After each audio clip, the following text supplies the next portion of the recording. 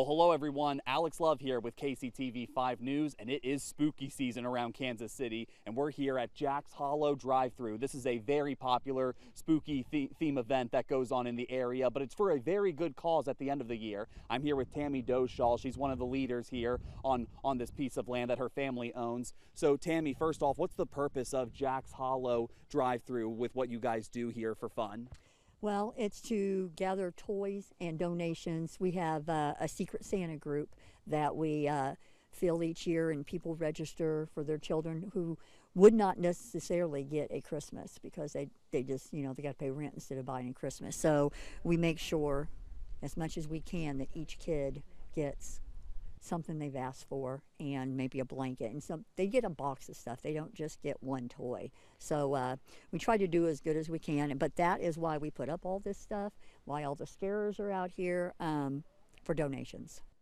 Right, and that's so amazing that you guys think of people like that, and it's done through the spookiness of Halloween to bring joy at the end of the year. So talk to us first about the drive-thru. You guys set up all across your 30 acres of land. How does the spooky drive-thru work? Well, when you pull in, it's a half mile on the way in, and then we have these two barns that are filled with movie memorabilia when it comes to scary or horror, and it's more like a horror museum than a haunted house. But people get to experience it, and then when they pull out, they park up in the horse pasture. There's another half mile on the way out of scenes and decorations, and we do get volunteers who are scarers who are up and down the drive just to scare the people, and so we get some screams, and the more screams, the more fun they have. Right, and I've been through those barns. We're not talking about just any typical scary house. You've got stuff in there from exact horror movies, years of collections, and animatronics that move. Explain all that to me.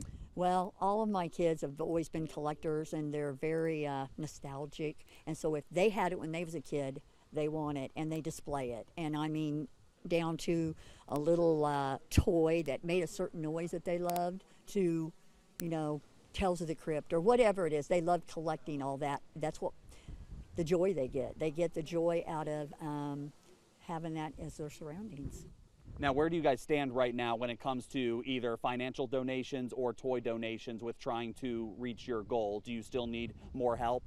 Oh, of course. I mean, the more we get, the more kids we can do. And the more kids that register, the more we need, of course. And so a new toy is, a lot of people come in with a new toy, and sometimes they just leave $2 or $3, sometimes they leave $5. And with the cash, we're able to get the things that weren't donated, like things for teenagers and things for boys that most people donate things for girls. I've learned that over the years. But it's down a little bit. I can't say it's bad. It is down a little bit. But I'm hoping by next weekend, because closer it gets to Halloween, the better off it is, the more visitors we have. And we have a sign up called Sign Up Genius, but on Jack's Hollow Facebook page, all that information's on there. Got it. And you had mentioned, a lot of people donate toys for girls. Do you need more boy toys right now more than anything? Yes, for sure.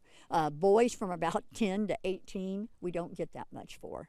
And those are the ones we usually hurt for. So the cash a lot of times goes to getting the things that we need to fill for them.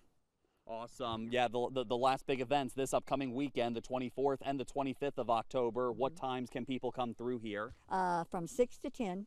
And the sign up starts at 6 and ends at 9:30 because we close at 10. But then we're also doing one on Halloween, strictly drive-through. Barns won't be open, and all the scarers are going to give kids the candy so they can trick-or-treat from their car all the way through the drive-through.